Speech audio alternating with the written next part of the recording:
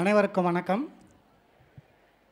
So students கொஞ்சம் அமைதியாக இருந்தீங்கன்னா 15 நிமிஷத்தில் நான் முடிச்சிடுவேன். கம்ப்யூட்டர் சயின்ஸ் ஸ்டூடெண்ட்ஸுக்கும் யூஸ்ஃபுல்லாக சொல்லுவேன். ஸோ எல்லா ஸ்டூடெண்ட்டும் படித்ததெல்லாம் போதும், புக்கை மூடி வச்சுருங்க. போதும். 12 மணிக்கு எப்போ இருந்து உட்காந்துருக்கிறீங்க, இவ்வளோ நேரம் உட்காந்துருக்கிறீங்க. அப்படியே நம்ம வயிற்றில் இருக்கிற HCl ஆக்சென்டிக் செல்லேருந்து செக்ரீட் ஆகி பெப்டிக் கல்சரை ஃபார்ம் பண்ணுற அளவுக்கு வந்துருச்சு நம்ம உடம்புல. ஸோ அதனால் என்ன பண்ணுறேன் அப்படின்னா, கம்ப்யூட்டர் சயின்ஸ் ஸ்டூடெண்ட்டும் அமருங்கம்மா, கொஞ்சம் போக வேண்டாம். ஸோ ஒரு நல்ல ஆசிரியர் என்ன சொன்னதா, ஒரு கேள்வி கேட்டால் தான் ஒரு நல்ல ஆசிரியர். அதனால் ஒரே ஒரு கேள்வி கேட்டு நம்ம லெசனுக்கு போயிடலாம். உலக அழகி யார்? ஐஸ்வர்யா ராய். இவ்வளோ கரெக்டாக எப்படி தப்பாக சொல்கிறீங்கன்னு தெரியல. ஸோ எனக்கு தெரிஞ்ச உலக அழகி யாருன்னு சொல்லிவிட்டு நான் லெசனுக்கு போகிறேன். நம்ம அனைவரையும் 10 மாதம் சுமந்து பாலூட்டி சீராட்டி இந்த உலகுக்கு அறிமுகப்படுத்திய நமது தாய்தான் உலக பேரழகி என சொல்லி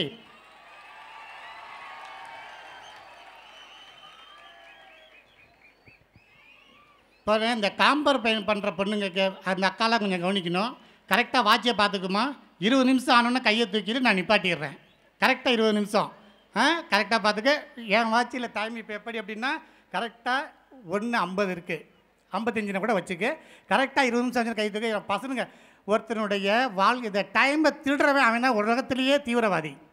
அதனால் உங்கள் டைம் நான் திருட தேவைப்படல. கரெக்டாக எனக்கு கொடுத்துற 20 நிமிஷத்தில் முடிச்சிடுறேன். ஃபஸ்ட்டு 12th வந்து ஈஸியான சப்ஜெக்ட் நம்ம பாட்னி சப்ஜெக்ட் சார். ஈஸியான சப்ஜெக்ட் நம்ம பாட்னி சப்ஜெக்ட் தான். அதில் பார்த்தோம் அப்படின்னா 75க்கு 75 வாங்கலாம், 74 சார். அதே மாதிரி பயாலஜியில் வந்து ஃபெயில் ஆகிறது ரொம்ப கஷ்டம். அந்த சார் சொன்ன மாதிரி நம்ம அம்மா கருவில் இருக்கும்போதே நான் 12th பயாலஜியில் ஃபெயிலாக போகிறேன்னு எவனாவது சபதம் எடுத்திருந்தா தான் ஃபெயிலாக போவான், இல்லாட்டி ஃபெயிலாக போக மாட்டான். அதே மாதிரி மார்க்கு ஃபுல் மார்க் வாங்குறது ரொம்ப கஷ்டம். 12th ரிசல்ட் வந்துச்சுன்னா 3 பேர் அப்படி 4 பேர் 200 அவுட் ஆஃப் 200 வாங்குறாங்க. ஸோ நம்மளால் முடிஞ்சது நம்ம ட்ரை பண்ணி பார்ப்போம். கல்லை விட்டு எறிவோம், வந்தால் மழை, இல்லாட்டி அடுத்ததை பார்த்துக்குவோம். சரி சார், நம்ம பாட்னியில் ஃபஸ்ட்டு லெசன் இருக்குது, டாக்ஸானமி ஆஃப் ஆஞ்சியோஸ்போம். எழுத வேண்டாமா, சொல்லிக்கிறேன். இவ்வளோ தூரம் படித்து நம்ம சொல்லியா கேட்க போகிறீங்க, எழுத போகிறீங்க. காதில் மட்டும் வாங்கிக்க. நம்ம மைண்டு பெரிய கம்ப்யூட்டர். நம்ம மைண்டு வந்து எல்லாம் அதை கம்ப்யூட்டரை கண்டுபிடிச்சதே நம்ம மைண்டு தான். நம்ம பயாலஜி தான் கண்டுபிடிச்சிச்சு. அதனால் வந்து நீ மண்டியிலே எழுதிக்கோ, மூளையிலே எழுதிக்க. First lesson taxonomy of angiosperm. தமிழில் சொல்கிறோம், ஆஞ்சியோஸ்போமின் வகைப்பாடுகள். ஒரே ஒரு 10 மார்க் வரும். அந்த 10 மார்க் வந்து பார்த்தீங்கன்னா சார், 10 மார்க் என்ன வரும்னு கவனி. 4 ஃபேமிலி இருக்குது. மால்வேசி ஃபேமிலி இருக்குது, சொலனேசி ஃபேமிலி இருக்குது, யுஃபோர்பியேசி ஃபேமிலி இருக்குது, மியூசியேசி ஃபேமிலி இருக்குது. கொஞ்சம் அனைவரும் அமைதியாக இருந்தீங்கன்னா சீக்கிரம் முடிச்சு, இல்லாட்டி வேகமாக வேகமாக ரொம்ப நேரம் எடுத்துக்குவேன் கிளாஸை. இந்த 4 ஃபேமிலிலையும் நீ பொட்டானிக்கல் டிஸ்கிரிப்ஷன் கலைச்சொற்கள் மூலம் விவரித்தல் செஞ்சீங்க அப்படின்னு சொன்னால் ஈஸியாக 10 மார்க் வாங்கிடலாம். ஒவ்வொரு ஸ்டூடெண்ட்டுக்கும் ப்ராக்டிக்கலில் கம்பல்சரியாக ஃபஸ்ட்டு கொஷின் எழுதி தான் ஆகணும். அதுக்கு ஒரு 6 மார்க்கு. அந்த ஒரு 4 கொஷினை படிச்சுன்னா 16 மார்க்கு கன்ஃபார்மாக வாழ்க்கையில் இருக்குது. அதுக்கு முன்னாடி என்ன சார் கேட்குறாங்க அப்படின்னு சொன்னால், இந்த கிளாசிஃபிகேஷன், டைப் ஆஃப் கிளாசிஃபிகேஷன், அது ஒரு 10 மார்க்கை பார்த்துக்கு. கொஞ்சம் வேகமாக பார்த்துக்கிட்டே வரோம். ஒரு 10 மார்க்கை பார்த்துக்கு. ஸோ அப்போ ஃபஸ்ட்டு லெசனில் ஒரு 10 மார்க்கு கம்பல்சரியாக வரும், அதை பார்த்துக்க. ஸோ அப்புறம் அடுத்தது என்ன சார் இருக்குன்னா, அதில் ஒரு 5 மார்க் கொஷின் கம்பல்சரியாக வரும். ICBN international code of botanical nomenclature, அதனுடைய முக்கியத்துவம் ஒரு 5 மார்க் கொஷின்னு. ரெண்டாவது ஹெர்பேரியத்தினுடைய முக்கியத்துவம், அது ஒரு 5 மார்க் கொஷின்னு. 4 ஃபேமிலிலையும் இருக்கிற எக்கனாமிக் இம்பார்ட்டன்ஸ், பொருளாதார முக்கியத்துவம் வாய்ந்த முக்கியத்துவம். அதில் வந்து எல்லாமே கெமிஸ்ட்ரி சார் சொன்னார், அதை திட்டத்துக்கு கெமிஸ்ட்ரியை யூஸ் பண்ண. நான் சொல்கிறேன், நான் போல பாட்டனியும் யூஸ் பண்ணிக்க. எவனா உன்னை திட்டினா நான் போட அல்லியம் சீப்பான்னு சொல்லு, வெங்காயம் போடா விளக்கண்ணுன்னு சொல்கிறதுக்கு பதிலாக என்ன சொல்கிறேன், போடா ரெசினஸ் கம்யூனிஸ்ட்னு சொல்லு. இதே மாதிரி ஒரு படத்தில் நம்ம பார்த்துருக்கோம். அது மாதிரி சொன்னீங்கன்னா பொட்டானிக்கல் நேம் வந்து உன் மனசில் ஆழமாக பதிஞ்சிருக்கும். ஒரு 2 தடவை எழுதி பார்த்துட்டு ஸ்பெல்லிங் இல்லாமல் போயிடும். அது டாக்ஸானமி ஆஃப் ஆஞ்சியோஸ்போம் ஃபஸ்ட்டு லெசனில் 24 மார்க் நீ அப்படியே சொல்லையா. மேக்ஸில் வாங்குற மாதிரி 25 அவுட் ஆஃப் 25 வாங்குற மாதிரி, மேக்ஸில் ஃபுல் மார்க் வாங்குற மாதிரி இந்த டாக்ஸானமி ஆஃப் ஆஞ்சியோஸ்போம் நீ ஃபுல் மார்க் வாங்கிடலாம். அடுத்த லெசன்னு என்ன சார் போடுறோம், அனாட்டமி, தாவர உள்ள அமைப்பியல். தாவர உள்ள அமைப்பியலில் பார்த்தோம் அப்படின்னா ஒரு 10 மார்க் கொஸ்டின். நம்மளால் ஒரு முக்கியமான 10 மார்க் கொஸ்டின் எல்லாருமே உழுந்து படிச்சிருப்பான். Differentiate between dicot stem and monocot stem. ஒருவித்தலை தாவர தண்டிற்கும் இருவித்தலை தாவர தண்டிற்கும் உள்ள வேறுபாடு அழகாக 11 பாயிண்ட் எழுதியிருப்பான். மேலே தலைப்பை மாற்றி போட்டிருப்பான். டைகாட் ஸ்டெம்மை பூரா வந்துருப்பான். இந்த சைடு மோனோகாட்டை பற்றி எழுதியிருப்பான். மேலே மோனோகாட் ஸ்டெம்னு போட்டிருப்பான். டைகாட் ஸ்டெம்மை பார்த்துருக்கலாம். இன்னும் சின்ன சின்ன மிஸ்டேக் தான். ஸோ இதெல்லாம் வந்து கரெக்டாக பார்த்துட்டு அந்த ஈஸியாக 10 மார்க்கை வாங்கிடலாம். அடுத்தது பாருங்க சார், இந்த இன்டர்னல் ஸ்ட்ரக்சர் ஆஃப் டைகாட் லீஃப்னு ஒரு லீஃப் டயக்ராம் இருக்குது. மேக்ஸிமம் அடிக்கடி கேட்டுட்டு இருக்க கொஸ்டின், கம்பல்சரி கொஸ்டின் கூட ஒரு தடவை வருது. அது என்ன பண்ணுறோம் அப்படின்னா, நம்ம பண்ணுற ஒரு மிஸ்டேக் என்ன பண்ணோன்னா, அப்பர் எபிடர்மிஸ் மேல் புறத்தோல் போட்டுறோம், கீழ் புறத்தோல் போட்டுறோம், லோவர் எபிடர்மிஸ் போட்டுறோம். ஆனால் அந்த வாஸ்குலார் தொகுப்பு, அந்த வாஸ்குலார் கற்றையை மட்டும் மாற்றி போடுறோம். அது எப்படி ஞாபகம் வச்சுக்கிறேன்னா, அப்பர் எபிடர்மிஸ் சைடு பக்க சைலத்தையும் லோவர் எபிடர்மிஸில் ஃப்ளோயத்தையும் போட்டுக்கு. அப்பர் எபிடர்மிஸில் யார் இருக்கணும், சைலம் மேலே இருக்கணும், புளையம் கீழே இருக்கணும். இதை கரெக்டாக ஞாபகம் வச்சுக்க. அந்த சைலத்துலேயும் பார்த்தீங்கன்னா மேலே வந்து புரோட்டோ சைலம் இருக்கணும், கீழே வந்து மெட்டா சைலம் இருக்கணும். இதை வந்து நம்ம பயாலஜியை பொறுத்த அளவுக்கு டயக்ராமை பென்சிலில் டயக்ராமேட்டிக் இருந்தால் போதும். நான் பெரிய ஆர்டிஸ்ட்டு சார், அப்படியே பார்த்தா வரைவேன், அந்த மாதிரி வரைய வேண்டிய அவசியம் கிடையாது. டயக்ராமேட்டிக் உன் புக்கில் என்ன இருக்கோ அதே மாதிரி வரைஞ்சினா அந்த டயக்ராமுக்கு வந்து 3 mark, labelling the parts 2 mark. அது மாதிரி பிரிச்சுப்படி 10 மார்க் கொஸ்டின் கேட்டிருந்தாங்கன்னா டயக்ராம் இருக்கணும். டயக்ராம் இருந்துச்சு அப்படின்னா டயக்ராம் போட்டே ஆகணும். ஸோ அது மாதிரி இருக்க கொஸ்டினை பார்த்துக்கிட்டிங்கன்னா உங்களுக்கு ஈஸியாக இருக்கும். அப்போ அனாட்டமி ரொம்ப ஈஸி தான். அனாட்டமியில் ரொம்ப கஷ்டமான கிடையாது, லெசன் கிடையாது. 3வது லெசன் பார்த்தீங்கன்னா செல் பயாலஜி அண்ட் ஜெனட்டிக்ஸு. இதில் 10 மார்க் கொஸ்டின் வராது. இதில் 10 மார்க் கொஸ்டின் வராது. அப்போ 5 மார்க் கொஸ்டின் என்ன சார் இருக்குது, structure of chromosome. Structure of chromosome கேட்குறாங்க. அடுத்து வந்து டைப் ஆஃப் குரோமோசோம்ஸ் கேட்குறாங்க.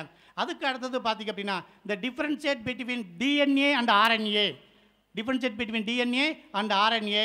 அப்புறம் structure of tRNA, structure of tRNA டயக்ராம்லேயே கேட்குறாங்க. வெறும் டயக்ராம் கொஸ்டின்.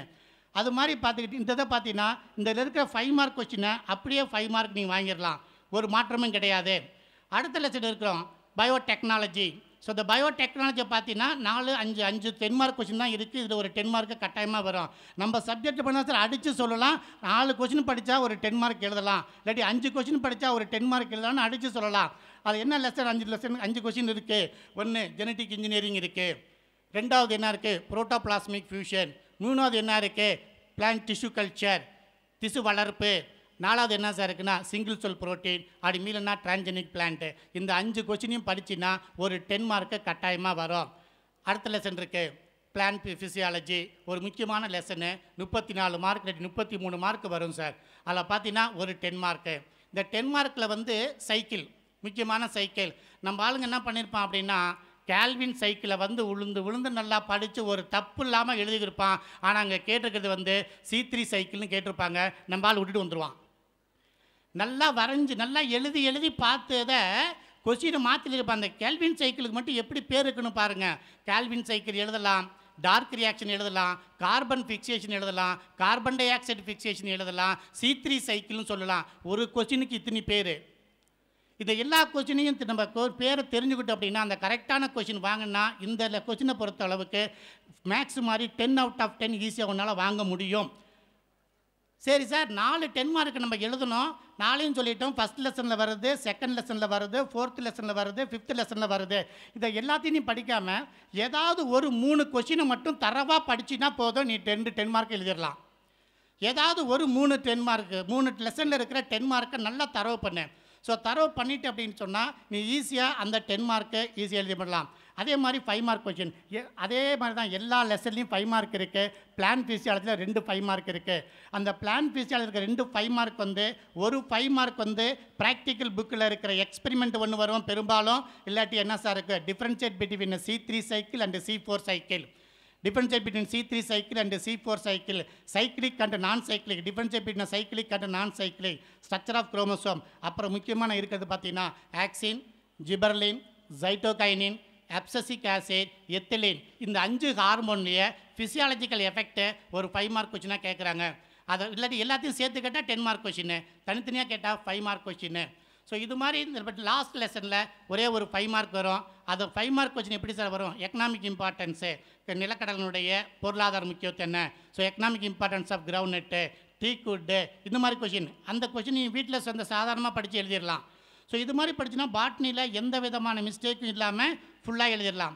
நம்ம பண்ணுற பயாலஜி ஸ்டூடெண்ட்ஸ் பண்ணுற ஒரு பெரிய மிஸ்டேக் என்னென்னா, for example what is you steel அப்படின்னு கொஷின் கேட்பாங்க.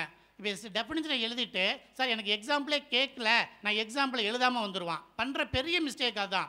ஸோ எக்ஸாம்பிளுக்கு இருந்துச்சுன்னா கேட்டாலும் கேட்காட்டினாலும் நீ எக்ஸாம்பிள் எழுதியே ஆகணும்.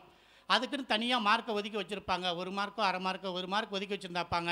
அதனால் உனக்கு வந்து இந்த மார்க்கு குறைய வாய்ப்பு இருக்குது. கேட்டாலும் கேட்காட்டினாலும் எக்ஸாம்பிள் இருந்துச்சுன்னா அது எக்ஸாம்பிள் எழுதியே தான் ஆகணும். ஸோ இப்போ பாட்னியை ஊற்றி பிரச்சனை இல்லை, பாட்னியை முடிச்சிடுறோம். ஸோ 1.5 மணி நேரத்தில் முடிச்சிடணும். இந்த நம்ம பட்ஜெட் போட்டுக்கணும், டைம் பட்ஜெட் பண்ணால் 1.5 மணி நேரத்தில் முடிச்சு அப்படி ஓரமாக பேப்பரை ஒதுக்கி வச்சிடணும். பயாலஜி பாட்னி பேப்பரை ஒதுக்கி வச்சிடணும். அடுத்து சுவாலஜி பேப்பர் எடுக்கிறோம். சுவாலஜி பேப்பர் பார்த்தீங்கன்னா நம்மளுக்கு என்ன பெரிய கஷ்டம் அப்படின்னு சொன்னால், இந்த ஃபஸ்ட்டு லெசனில் வச்சு தான் சார் நம்மளுக்கு சுவாலஜியை வெறுப்பு 12th வந்து கஷ்டமான சப்ஜெக்ட் சுவாலஜி சப்ஜெக்ட் தான். ஏன்னா அந்தளவுக்கு நம்மளை வந்து என்ன பண்ணியிருக்காங்க, வெறுப்பேற்றி வச்சுருக்காங்க. இந்த ஃபஸ்ட்டு லெசன் ஹியூமன் ஃபிசியாலஜியை, உடல் செயலியல்ல என்ன சார் பண்ணிருக்காங்க அப்படின்னு சொன்னோம்னா, 100 பக்கம் படிக்கிறோம். அதில் 2 10 மார்க்கும் கேட்டுறாங்க. பரவாயில்ல, எப்படி 50 பக்கத்துக்கு முன்னாடி ஒரு 10 மார்க்கு, 50 பக்கத்துக்கு பின்னாடி இருக்க ஒரு 10 மார்க் கேட்டுறாங்க. அதில் மேக்ஸிமம் பார்த்தீங்கன்னா இம்பார்ட்டன்ட் கொஸ்டின் தெரிஞ்சிருக்கும். அந்த இம்பார்ட்டன்ட் கொஸ்டினில் பெரும்பாலும் ஒன்று கேட்குறாங்க. இது வரைக்கும் கேட்ட கொஸ்டின் ஒன்று கேட்குறாங்க, ரிப்பீட்டடாக கேட்காத கொஸ்டினை கேட்குறாங்க. இது வரைக்கும் கேட்காத ஒரு கொஸ்டினை வந்து ரிப்பீட்டடாக கேட்டுக்கிட்டே இருக்காங்க. அதில் என்ன பண்ண பார்த்தீங்கன்னா சார், நம்மளுக்கு தெரியும் எல்லாமே பிரெயினை பற்றி படிக்கும்போது four brain, mid brain, hind brain மட்டும் தான் படிச்சுட்டு இருக்கோம். போன வருஷத்துக்கு முந்தின வருஷம் என்ன பண்ணிட்டாங்க, ஃப்ரோசன் செஃபல்லன், மியூசன் செஃபல்லன், ரோம்பன் செஃபல்லன் சொல்லி find the explanation of the rhombencephalon. தமிழ்லையும் அதே வார்த்தை கொடுத்தாங்க, ரோம்பன் செஃபலனுடைய பணிகளை விவரி. தமிழ் மீடியத்துலையும் அதே மாதிரி இருக்குது. நம்மளால் என்ன பண்ணிடுறான், ஒரு அந்த fore brain, mid brain, hind பிரெயினே படிச்சுட்டு அந்த பயாலஜிக்கல் டேர்மை வந்து விட்டுட்டு வந்துட்டான். அதனால் அது வந்து பாவம் அந்த அது கம்பல்சரி கொஸ்டினாக போயிடுச்சு. ஸோ அதனால் வந்து என்ன பண்ணிட்டான், வெளியே வந்த உடனே பயாலஜி சுவாலஜி கஷ்டமாக இருந்துச்சு எங்களுக்கு அப்படின்னா. ஸோ அப்போ அவர் படிக்கும்போது என்ன அப்படின்னு சொன்னால், அந்த சுவாலஜிக்கல் டேர்ம் என்ன, அதுக்கு தகுந்த மாதிரி இங்கிலீஷ் டேர்ம் என்ன, அது 2 வார்த்தையும் நம்ம கோரிலேட் பண்ணி நம்ம படித்தோம் அப்படின்னு சொன்னால் ஈஸியாக மார்க் ஸ்கோர் பண்ணிடலாம். அப்போ ஹியூமன் ஃபிசியாலஜியில் ஒரே ஒரு 5 மார்க் கொஷின் தான் வரும். ஒரே 5 மார்க் கொஷின் மட்டும்தான் வரும். அந்த 5 மார்க் கொஷினை தரவா என்ன பார்த்துக்க. என்னை பொறுத்தளவுக்கு 5 மார்க் கொஷின் நான் சொல்கிறேன் அப்படின்னா, 2வது லெசன் இருக்குது, மைக்ரோ பயாலஜி நுண்ணியல் இருக்குது, அதில் ஒரு 5 மார்க் கொஷின் வரும். அதுக்கு 3வது லெசன்னு என்ன சார், இம்யூனாலஜி நோய் தடைக்காப்பியல், அதில் ஒரு 5 மார்க் கொஸ்டின் வரும். 4வது லெசன்னு மாடர்ன் ஜெனட்டிக்ஸு, நவீன ஜெனட்டிக்ஸ்ன்னு இருக்குது, மரபியல், நவீன மரபியல். இதில் 3லேயும் வந்து ஒவ்வொரு 5 மார்க் கொஸ்டின் வரும். இந்த 3 லெசனில் மட்டும் இருக்கிற 5 மார்க் நீ படிச்சிட்டினாவே 3 5 மார்க் எழுதிடலாம் ஈஸியாக. இந்த 3 லெசனில் இருக்கிற 3 5 மார்க் மட்டும் படிச்சிட்டினா ஈஸியாக 5 மார்க் கொஸ்டினே எழுதிடலாம்.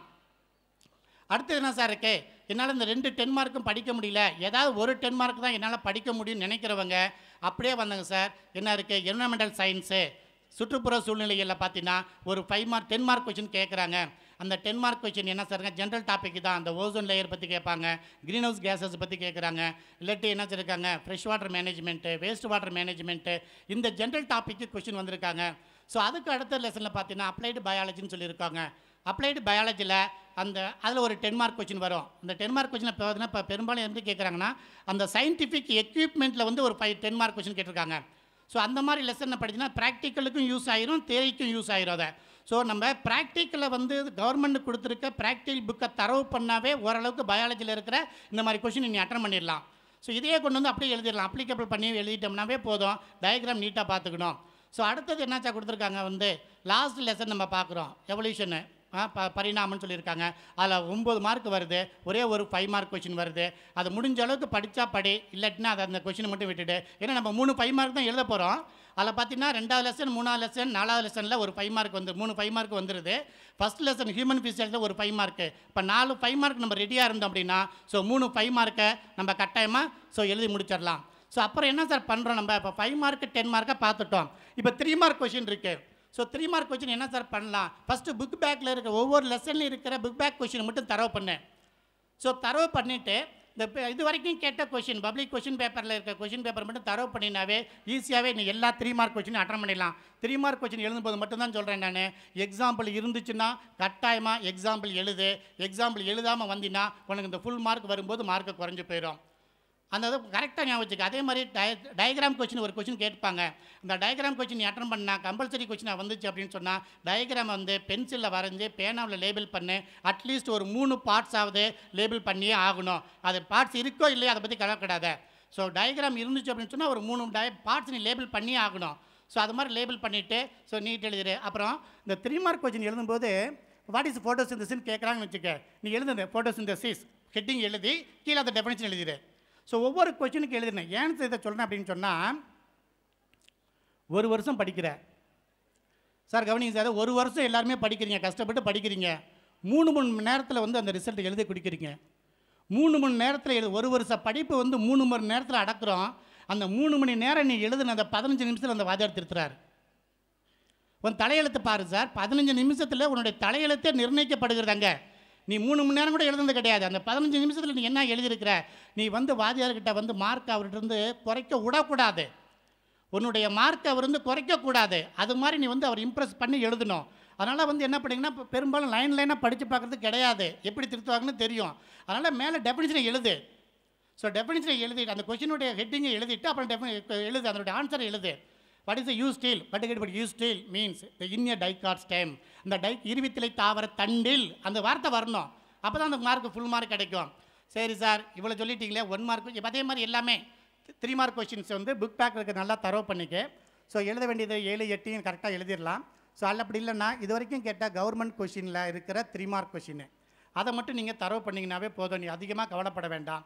அதே மாதிரி இன்னொன்று என்ன சொல்கிறேன்னா, உங்கள் ஸ்கூலில் மே மாதத்தில் இருந்து 3rd ரிவிஷன் வரைக்கும் உங்கள் சார் வச்ச டெஸ்ட்டு கொஷின் பேப்பரை எடுத்து வச்சு அதில் இருக்கிற 1 மார்க்கையும் 3 மார்க்கையும் ஒன்று விடாமல் படித்து நீ எழுதி பார்த்துட்டீங்கன்னா நீ தேவையான ஃபுல் மார்க்கும் வாங்க முடியும்னு என்னால் கேரண்டியாக கொடுக்க சொல்ல முடியும். என்ன சொல்கிறேன்னா, உங்கள் டீச்சரை விட வேறு டீச்சர் பெரிய அறிவாளி கிடையாது. நீ போய் கேட்கணும் டீச்சர்கிட்ட. எந்த ஒரு டீச்சர்ட்டையாவது நீ போய் மனம் விட்டு பேசியிருக்கிறியா, டீச்சர் எனக்கு இது தெரியல, எனக்கு இது சொல்லிக் கொடுன்னு யாராவது கேட்டிருக்கீங்களா, சொல்லுங்கள் பார்ப்போம். எந்த ஒரு டீச்சர்ட்டையாவது போய் டீச்சர் எனக்கு இது தெரியல, சார் எனக்கு இது தெரியல, எனக்கு இது சொல்லிக் கொடுங்கன்னு நீ கேட்டு ஒரு சொல்லிக் கொடுக்காத ஒரு ஆசிரியரை நீ பார்த்துருக்கியான்னு சொல்லி பார்ப்போம். அவர் ஒரு நல்ல ஆசிரியராகவே இருக்க மாட்டார். எந்த ஒரு ஆசிரியரும் நான் மாணவனுக்கு சொல்லிக் கொடுக்க மாட்டேன்னு சொல்கிற ஆசிரியரே கிடையாது. அது மனசாட்சிக்கு பயந்தாவது சொல்லிக் கொடுப்பாங்க. அப்படி இல்லைனா நான் இப்போ முக்கியமாக வேலையில் இருக்கேன்டா, இன்னும் கொஞ்சம் நேரம் கழித்து வாடன்னு தான் சொல்லியிருப்பார். தவிர சொல்லிக் கொடுக்க மாட்டேன்னு சொல்கிற வாத்தியாரே யாருமே கிடையாது. அதனால் ஒன்றும் சொல்லுங்க, உங்கள் டீச்சர் என்ன அட்வைஸ் கொடுக்குறாங்கன்னு கேளுங்க. நாங்கள் சொல்லியிருக்கோம், எல்லா டீச்சரும் சொல்கிறோம். நாங்கள் சொல்கிறது மட்டும் வேத வாக்கு கிடையாது. உங்கள் கூடையே இருக்கிறாங்க, ஒரு வருஷம் உங்கள் கூடையே இருக்கிறாங்க, உன்னை பற்றி தெரிஞ்சிருப்பாங்க எல்லாமே. தம்பி, உனக்கு இந்த பாடம் லெசன் வராது, நீ இதுக்கு பதிலாக இந்த கொஸ்டினை படி, இதுலேயும் ஒரு 5 மார்க் வருது, இதுலேயும் ஒரு 10 மார்க் வரும். உன்னுடைய எபிலிட்டி என்ன? நாங்கள் வந்து சொல்கிறப்ப ஜென்ரலாக சொல்லிட்டு போகிறோம், இதை படித்தா மார்க் வரும், இதை படித்தா மார்க் பண்ணணும். ஆனால் உன்னை பற்றி எனக்கு தெரியாது. உங்களுக்காக தான் நாங்கள் வந்திருக்கோம், எங்களுக்காக நீங்கள் வரல. இங்கே இந்த எஸ்பிஎஸ் வந்து உங்களுக்காக தான் எங்களை கூப்பிட்ருக்காங்க. நாங்களாம் இந்த அர்ஜுன் சார் அங்கேருந்து வருவார், நீங்களாம் வந்து பாருங்கன்னு சொல்லி கூப்பிடல. இந்த ஸ்டூடெண்ட்லாம் வருவாங்க, அவங்களுக்கு ஏதாவது சொல்லுங்கன்னு சொல்லி தான் சொல்லியிருக்கோம். எங்களால் முடிஞ்சதை சொல்கிறோம். உங்கள் டீச்சர் என்ன அட்வைஸ் பண்ணுறாங்களோ, உங்கள் டீச்சர் இது வரைக்கும் என்ன நடத்துனாங்களோ, அவங்களுக்கும் தெரியும் ப்ளூ பிரிண்ட்டு, எந்த பாயிண்ட்டு சொல்கிறாங்களோ, உனக்கு எது எபிலிட்டி, மேக்ஸா எந்த ப்ராப்ளம் உனக்கு தெரியும், எந்த சாப்டர் உனக்கு ஈஸியாக இருக்குன்னு உங்கள் டீச்சருக்கு தெரியும். ஏன்னா உங்க கூடயே இருந்தவங்க. ஏன்னு சொன்னோம்னா, மனைவி என்பவள் இறைவன் கொடுத்த பரிசு, மனைவி என்பவள் இறைவன் கொடுத்த பரிசு, தாய் என்பவள் இறைவனுக்கு சமமான பரிசு. உன் ஆசிரியர் என்பவர் இறைவனை விட உயர்ந்தவர். உன் ஆசிரியர் என்பவர் இறைவனை விட உயர்ந்தவர். அப்போ இறைவனுக்கு மேல் அவரை மதிக்கணுமா இல்லையா சார்? கொஞ்சம் யோசிச்சு பாரு. இறைவனை விட உயர்ந்த உன்னுடைய ஆசிரியரை நீ மதிக்கணுமா இல்லையா? அவங்க சொல்கிற வாழ்க்கையை நீ கேட்டு கட்டுப்பட்டு இந்த எக்ஸாம் ஹாலுக்கு போங்க சார், நல்ல வெற்றி நிச்சயம் கிடைக்கும். எந்த ஆசிரியரும் என் மாணவன் வீணாக போகணுன்னு சொல்லவே மாட்டாங்க. அதனால் இந்த பயாலஜி லெசனில் நீ நான் சொன்ன மெத்தடில் நீ படித்து பாரு, உங்கள் டீச்சரோட அட்வைஸையும் கேட்டு அது மாதிரி எக்ஸாமை எழுது சார். நீ வாழ்க்கையில் வந்து நல்ல சக்ஸஸ்ஃபுல்லாக வருவேன். ஒரே ஒரு படிக்கிற மெத்தட் பண்ணி சொல்லிடுறேன், படிக்கிற மெத்தட் பண்ணி சொல்லிட்டு போயிடுறேன். மேக்ஸை வந்து போட்டு பாரு. மேக்ஸை வந்து என்ன பண்ணணும், போட்டு பார்க்கணும். கெமிஸ்ட்ரியை எழுதி பார்க்கணும், மேக்ஸை போட்டு பார்க்கணும், கெமிஸ்ட்ரியை எழுதி பார்க்கணும், ஃபிசிக்ஸை புரிஞ்சு படிக்கணும், பயாலஜியை வரைஞ்சு படிக்கணும், கம்ப்யூட்டரை செய்து படிக்கணும். அப்போ தான் சார் உன் மனசில் அதை நிற்கும், அது மனசில் நிற்கும். சரி, எக்ஸாம் ஹாலுக்கு போகிற, எக்ஸாம் இன்னைக்கு வந்துருச்சு, எக்ஸாம் ஹாலுக்கு போகிற. அதுக்கு போகிறதுக்கு முன்னாடி ஒரே ஒரு சின்ன டிப்ஸ் மட்டும் சொல்லிடுறேன். என்ன சார் இருக்குன்னா, காலையில் குளிச்சுட்டு ஸ்கூலுக்கு கிளம்புறதுக்கு முன்னாடி உங்கள் அம்மாவுடைய காலையோ உங்கள் அப்பாவுடைய காலையோ தொட்டு கும்பிட்டுட்டு எக்ஸாம் ஹாலுக்கு போ. இதை நான் சொல்ல சார், உங்கள் சச்சின் டெண்டுல்கர் ஒவ்வொரு மேட்ச்சு விளையாடும் போதும் அவங்களுடைய தாயை காலிலுடைய விழுந்து கும்பிட்டுட்டு போவார்னு அவர்கிட்டே கேட்டுப்பார் தெரியும். எக்ஸாம் ஹாலுக்கு போயிட்ட. எக்ஸாம் ஹாலுக்கு போன பிறகு கொஷின் பேப்பர் கொடுப்பாங்க. கொஷின் பேப்பர் கொடுத்தோன்னே எவ்வளோ டென்ஷன் இருக்குன்னு தெரியும். அப்படியே கொஷின் பேப்பரை வாங்கி மூடி வச்சுரு. அவ்வளோ டென்ஷன்லையும் கொஷின் பேப்பரை வாங்கி மூடி வச்சுட்டு உன்னுடைய மனசை அப்படியே கண்ணை மூடி ஒரே ஒரு நிமிடம் ப்ரேயர் பண்ணு.